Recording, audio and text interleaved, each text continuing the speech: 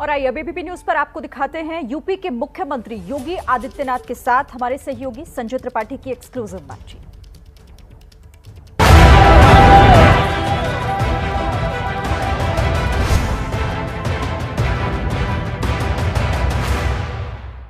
दस मार्च को यूपी में जनता की राय का पिटारा खुल जाएगा। लोकतंत्र के इस इम्तिहान में जनता के पर्चे और उसके सवालों के जवाब तो नेता और राजनीतिक दल लिख चुके हैं, लेकिन अब सबको इंतज़ार है तो नतीजों का। पिछली बार टॉपर बनकर उत्तर प्रदेश के मुख्यमंत्री बने योगी आदित्यनाथ इस वक्त मेरे साथ मौजूद है। योगी जी, बहुत बहुत स्वागत है आपका एबीपी न्यूज़ पर। और पहला सवाल ये कि इस बार भी क्या लगता है टॉपर रहेंगे, कितना भरोसा है? फिर एक बार 300 पार। भारतीय जनता पार्टी 300 से अधिक सीटें प्राप्त करके प्रचंड बहुमत की सरकार बनाएगी। क्योंकि जी बीआरडी मेडिकल कॉलेज के कैंपस में खड़ा हूँ। एक बार पिछली बार जब कोरोना का दूसरी लहर समाप्ति की ओर थी तब भी आपके साथ मैं इस कॉलेज में आया था। ये कॉलेज इंसेफेलाइटिस से मरने वाले बच्चों की मौत का गवाह रहा है लंबे समय तक। आपने काफ़ी स्थिति नियंत्रण में कर दी। क्या लगता है कि कितना बड़ा चैलेंज था? देखिए, कोरोना प्रबंधन देश का यह दुनिया के लिए एक उदाहरण बना है।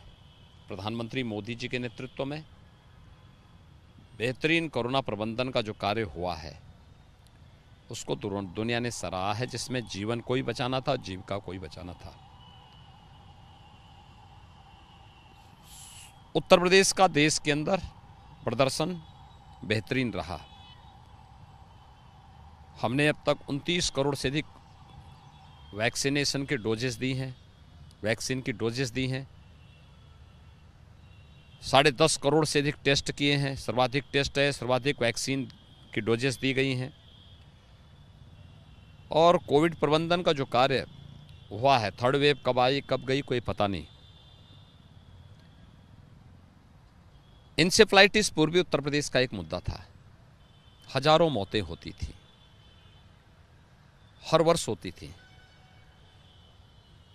कांग्रेस, सपा, बसपा जिसका समाधान नहीं कर पाई। भारतीय जनता पार्टी की डबल इंजन सरकार ने मात्र 5 साल के अंदर मस्तिष्क ज्वर की समस्या का समाधान कर दिया है। आज मस्तिष्क ज्वर यहाँ पर नहीं है और इसका श्रेय मैं प्रधानमंत्री मोदी जी को देता हूँ, जिन्होंने स्वच्छ भारत मिशन के अंदर हर परिवार को एक शौचालय उपलब्ध कराया। जल जीवन मिशन में हर परिवार को एक घर तक शुद्ध पेयजल उपलब्ध करवाया है। तो अंतर विभागीय समन्वय, हेल्थ इंफ्रास्ट्रक्चर का बढ़ना, हम जहाँ पे हैं ये मेडिकल कॉलेज इंसेफ्लाइटिस मरीजों का यानी दुर्व्यवस्था का गवाह भी रहा है। आज सुपर स्पेशलिटी का ये ब्लॉक, बाल संस्थान का ब्लॉक, बेहतर उपचार के केंद्र के रूप में बीआरडी मेडिकल कॉलेज और मेडिकल इंफ्रास्ट्रक्चर के लिए एक जनपद एक मेडिकल कॉलेज के रूप में स्थापित करने का एक माध्यम बना है। तो आज काफ़ी परिवर्तन हुआ है, उसके परिणाम भी सबके सामने हैं। क्योंकि जी थोड़ा चलते हुए बात कर लूँगा आपसे। गोरखपुर तो आपका घर है, यहाँ व्यवस्थाएं चाक चौबंद हैं, दुरुस्त हैं, लेकिन पूर्वांचल जो पूरा है उसमें स्वास्थ्य सेवाओं की बड़ी बदहाली का नज़ारा हमेशा से देखा जाता रहा है। अब आपने क्या किया इन 5 सालों में? थोड़ा सा बीते दिनों की बात है, सपा बसपा और कांग्रेस के समय में ये होता था। भारतीय जनता पार्टी की डबल इंजन सरकार ने हर एक क्षेत्र पर जो ध्यान दिया है, हेल्थ इंफ्रास्ट्रक्चर भी उसका एक उदाहरण है। खासतौर पर गोरखपुर में ही आप देखेंगे बीआरडी मेडिकल कॉलेज, जहां एक बेड्स में 4-4 बच्चे लिटाए जाते थे, आज वहां पर सुपर स्पेशलिटी ब्लॉक बन चुका है। 500 बेड्स का बाल संस्थान बन चुका है और गोरखपुर का एम्स भी प्रारंभ हो चुका है। पूर्वी उत्तर प्रदेश में 2 पहले मेडिकल संस्थान थे, एक बीएचयू और एक बीआरडी मेडिकल कॉलेज। आज गोरखपुर में एम्स भी आ चुका है, देवरिया में मेडिकल कॉलेज, कुशीनगर में मेडिकल कॉलेज, सिद्धार्थनगर में मेडिकल कॉलेज, बस्ती में मेडिकल कॉलेज, बलरामपुर के लिए मेडिकल कॉलेज स्वीकृत हो चुका है, बहराइच में मेडिकल कॉलेज प्रारंभ हो चुका है, गोंडा में मेडिकल कॉलेज निर्माणाधीन है, अयोध्या में मेडिकल कॉलेज प्रारंभ हो चुका है, सुल्तानपुर में निर्माणाधीन है, प्रतापगढ़ में प्रारंभ हो चुका है, मिर्जापुर में प्रारंभ हो चुका है, सोनभद्र में निर्माणाधीन है, चंदौली में निर्माणाधीन है, गाजीपुर में प्रारंभ हो चुका है, जौनपुर में प्रारंभ हो चुका है, आजमगढ़ में प्रारंभ हो चुका है। यानी जिस क्षेत्र में पहले मेडिकल इंफ्रास्ट्रक्चर इतना पुअर था कि छोटी सी बीमारी के लिए लोगों को दूर जाना पड़ता था, लखनऊ दिल्ली के लिए जाना पड़ता था, आज उनके जनपद में ही मेडिकल कॉलेज बन गए हैं। एक जनपद एक मेडिकल कॉलेज के लक्ष्य को उत्तर प्रदेश के अंदर प्राप्त करने की दिशा में हम बढ़े हैं। और कोविड प्रबंधन इसका उदाहरण है। दुनिया की सबसे बड़ी महामारी के दौरान लोगों के जीवन को कैसे बचाना है, यूपी का जो CFR है यानी मृत्यु दर है सबसे कम है और बेहतरीन उपचार का माध्यम उत्तर प्रदेश बना है। योगी जी, आम जन का इलाज तो बेहतरीन हो रहा है, जैसा कि आपने बताया, मेडिकल कॉलेज खोले गए हैं, स्वास्थ्य सुविधाएं विकसित की गई हैं, लेकिन माफिया का इलाज अभी पूरी तरह नहीं हो पाया। नहीं, उत्तर प्रदेश में सुरक्षा का जो बेहतरीन माहौल दिया गया है, आधी आबादी यानी माताओं ने, बहनों ने, बेटियों ने मुक्त कंठ से न केवल उसको स्वीकारा है बल्कि एक मुश्त वोटिंग भारतीय जनता पार्टी के पक्ष में वे सभी कर भी रही हैं। सुरक्षा और गरीब कल्याण और इंफ्रास्ट्रक्चर डेवलपमेंट, यही इस चुनाव में पब्लिक ने इसी के आधार पर वोटिंग भी कर रही है और भारतीय जनता पार्टी को प्रचंड बहुमत से चुनाव जिता रही है। जी, मुख्तार अंसारी के बेटे अब्बास अंसारी का एक वीडियो वायरल हुआ जिसमें वो ये कहते हुए नजर आए कि 6 महीने तक अफसरों के तबादले नहीं हो रहेंगे, हिसाब किताब बाकी है। आपके हिसाब से कौन सा हिसाब है? देखिए, जनता जनार्दन उन्हें इस लायक छोड़ेगी ही नहीं है, कोई कहीं हिसाब किताब लायक बने रख रहे हैं। इलेक्शन कमीशन ने उसका संज्ञान लिया है और उसके अनुसार कार्रवाई भी हो रही होगी। आपने समाजवादी पार्टी पर बड़ा आरोप लगाया कि उनके संबंध आतंकवादियों से हैं। इसका योगी जी कोई प्रमाण या किस आधार पर यह बात कही गई? देखिए, जो अब तक के सबूत हैं, आपने देखा होगा कि आतंकी जितनी भी घटनाएं घटित हुई थी उत्तर प्रदेश में 2004-05 से लेकर के 2007-08 के बीच में, ये ज़्यादातर समाजवादी पार्टी की सरकार के समय हुए थे। 2013 में जब समाजवादी पार्टी की सरकार थी तो सरकार ने इन सभी आतंकी घटनाओं से जुड़े हुए, चाहे वो अयोध्या में राम जन्मभूमि से जुड़ा रहा हो, काशी में संकट मोचन मंदिर के हमले का मामला रहा हो, चाहे वह अयोध्या, वाराणसी और लखनऊ की कचहरियों पर आतंकी हमले का मामला रहा हो, या फिर गोरखपुर, कानपुर और बिजनौर की सीरियल ब्लास्ट या रामपुर के CRPF कैंप पर हुए आतंकी हमले का मामला रहा हो, इन सभी आतंकी हमलों के लिए जिम्मेदार जितने भी आतंकी थे, इन सब के मुकदमों को 2013 में समाजवादी पार्टी की सरकार ने वापस लेने के प्रयास किए थे। दूसरा, अभी अहमदाबाद कोर्ट ने 38 आतंकवादियों को अहमदाबाद की सीरियल ब्लास्ट के लिए दोषी ठहराया और उन्हें फांसी की सजा दी है। 38 को फांसी की सजा, 11 को आजीवन कारावास। जो 38 फांसी की सजा पाए उसमें से कुछ लोगों का संबंध उत्तर प्रदेश से भी है। उनमें से एक आतंकी आजमगढ़ के संजरपुर का रहने वाला है और उसके पिता समाजवादी पार्टी के सक्रिय सदस्य हैं। उस आतंकी का एक भाई दिल्ली के बटला हाउस के लिए भी जिम्मेदार रहा है और वो इस समय भाग करके सीरिया भाग चुका है। तो समाजवादी पार्टी ने इन घटनाओं का कभी इनकार नहीं किया। आखिर अखिलेश यादव क्यों मौन थे? 2013 की घटना पर उन्होंने अब तक सफाई क्यों नहीं दी कि क्यों वे आतंकवादियों के मुकदमों को वापस लेना चाहते थे? और बाकायदा उनके घोषणा पत्र में भी ये था। और अहमदाबाद की घटना पर उन्होंने अब तक सफाई नहीं दी। ये चीज़ें उनके पूरे चार और चरित्र पर प्रश्न खड़ा करता है। यूपी में जातीय समीकरण योगी जी बड़ी भूमिका निभाते हैं। आपने भी देखा है, आप पूरे प्रदेश में दौरे करते रहे हैं। समाजवादी पार्टी कह रही है कि जातीय समीकरण हमारे पक्ष में है, हमारे पास साथी मजबूत हैं।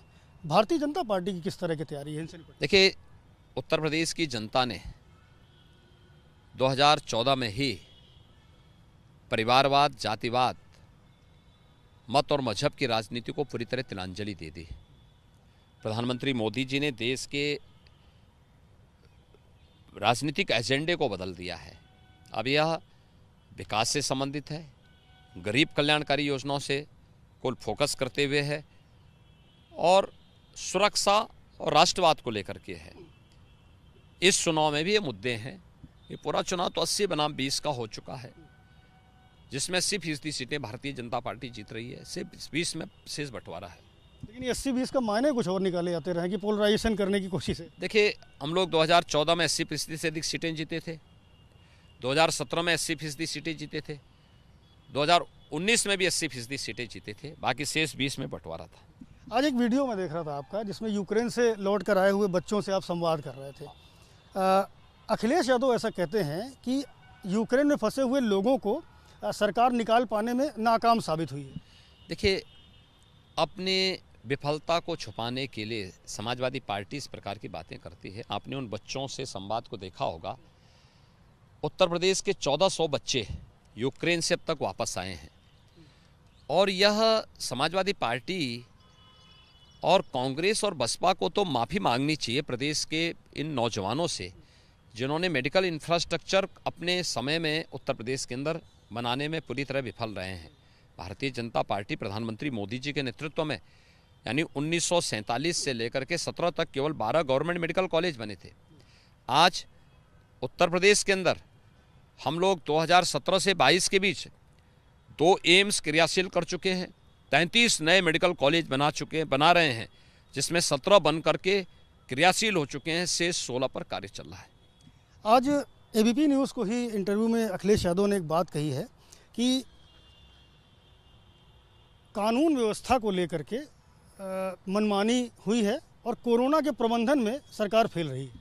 देखिए, मैं वही तो कहता हूँ ना, जो कोरोना कालखंड में 2 वर्षों तक कहीं दिखाई नहीं दिए, यहाँ तक कि अखिलेश जी अपने संसदीय क्षेत्र आजमगढ़ भी नहीं गए। आजमगढ़ की जनता को प्रश्न पूछना चाहिए था, जब इस संकट में था वे कहाँ थे। वे आज कोरोना प्रबंधन, जिस उत्तर प्रदेश की कोरोना प्रबंधन को देश और दुनिया ने सराहा है, आज उस पर प्रश्न खड़ा कर रहे हैं।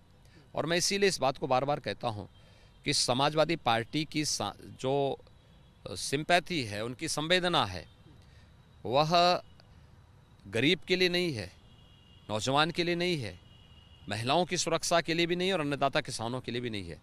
उनकी संवेदना तो पेशेवर माफियाओं के प्रति है और आतंकियों के प्रति है। योगी जी, आप अक्सर कहते हैं कि अखिलेश यादव दोपहर में सोकर उठते हैं। एक तो पहला सवाल ये है कि आपको पता कैसे चला, और दूसरा हम ये भी जानना चाहेंगे कि आपकी दिनचर्या क्या रहती है। सुबह उठते हैं, फिर आगे क्या पूजा पाठ किस तरह से होता है? देखिए, मेरी तो दिनचर्या सुबह ब्रह्म मुहूर्त में प्रारंभ हो जाती है, 4 बजे से प्रारंभ हो जाती है, और यह दिनचर्या मेरी सुबह ब्रह्म मुहूर्त पूजा साधना आराधना का होता है, और आज 7-8 बजे के बाद से मेरी राष्ट्र आराधना की दिनचर्या प्रारंभ हो जाती है, जो देर रात्रि 12 बजे तक चलती है, 12 साढ़े 12 बजे तक चलती है। लेकिन 12 बजे सो के उठने वाले लोग, दोपहर 12 बजे सो के उठने वाले लोग न समस्याओं का समाधान कर सकते हैं, न उनको समस्याओं के बारे में कोई जानकारी ही है। आपने इस चुनाव में लगभग 200 के आसपास चुनावी कार्यक्रम किए हैं। क्या लगता है किस क्षेत्र से सबसे ज़्यादा समर्थन मिल रहा है आपको? सभी जगह से भारतीय जनता पार्टी को प्रचंड बहुमत मिल रहा है, और मुझे लगता है कि आधी आबादी यानी महिलाओं ने तो सभी रिकॉर्ड तोड़े हैं मतदान के लिए, सुरक्षा के माहौल को लेकर के, और गरीब कल्याणकारी योजनाओं का जो लाभ पूरी पारदर्शी तरीके के साथ उन लोगों तक पहुंचा, इसके लिए जनता जनार्दन का अपार स्नेह और समर्थन मिल रहा है। ये चुनाव अगर योगी जीत जाते हैं तो 35 साल का अरसा होगा ऐसा कि जिसमें कोई मुख्यमंत्री दोबारा चुनकर आएगा। सबसे पहला काम आपको क्या लगता है क्या करने योग्य है? देखिए, हमने लोक कल्याण संकल्प पत्र अपना जारी किया है, और लोक कल्याण संकल्प पत्र के अनुसार हमने 2017 में भी अपने कार्य पद्धति को आगे बढ़ाया था, और लोक कल्याण संकल्प पत्र के अनुसार ही सरकार आगे भी कार्य करेगी। अंतिम सवाल है कि अगर आप जीत जाते हैं तो आपकी जीत की सबसे बड़ी वजह और विपक्ष की हार की सबसे बड़ी वजह क्या आपको लगती हो सकती है? अगर मगर की कोई गुंजाइश नहीं है। हाँ, आप इस बात को बोल सकते हैं कि मुद्दे क्या हैं, तो मैं कह सकता हूं कि सुरक्षा, गरीब कल्याण और विकास, ये भारतीय जनता पार्टी के मुद्दे थे। हमने राष्ट्रवाद के आधार पर आस्था को सम्मान दिया और सुरक्षा का बेहतर माहौल दिया, बिना भेदभाव के हर एक व्यक्ति को दिया। हमने गरीब कल्याणकारी योजनाओं का लाभ हर गरीब को बिना भेदभाव के दिया है और इंफ्रास्ट्रक्चर डेवलपमेंट के माध्यम से उत्तर प्रदेश की अर्थव्यवस्था को एक नई ऊंचाई देने का काम भी किया है। और इन्हीं मुद्दों पर हम चुनाव लड़े थे, इसी पर व्यापक और प्रचंड समर्थन जनता जनार्दन का प्राप्त हो रहा है। बहुत बहुत धन्यवाद योगी जी और बहुत बहुत शुभकामनाएं आपको। धन्यवाद जी, बहुत बहुत धन्यवाद। तो मुख्यमंत्री योगी आदित्यनाथ जिन्होंने साफ तौर पर बताया कि इस बार कानून व्यवस्था, सुरक्षा, शिक्षा, ऐसे कई सारे मुद्दे हैं जिनको लेकर के भारतीय जनता पार्टी की सरकार बनेगी और 300 के पार इस बार सीटें उत्तर प्रदेश में मिलेंगी। तो आपने देखा ये खास इंटरव्यू और मैं एबीपी न्यूज़ से संजय त्रिपाठी और इस वक्त योगी आदित्यनाथ यहाँ से रवाना हो रहे हैं। खास खबरों के लिए देखते रहिए एबीपी न्यूज़ और सबसे तेज़ नतीजे भी आपको दिखेंगे तो सिर्फ और सिर्फ एबीपी न्यूज़ पर।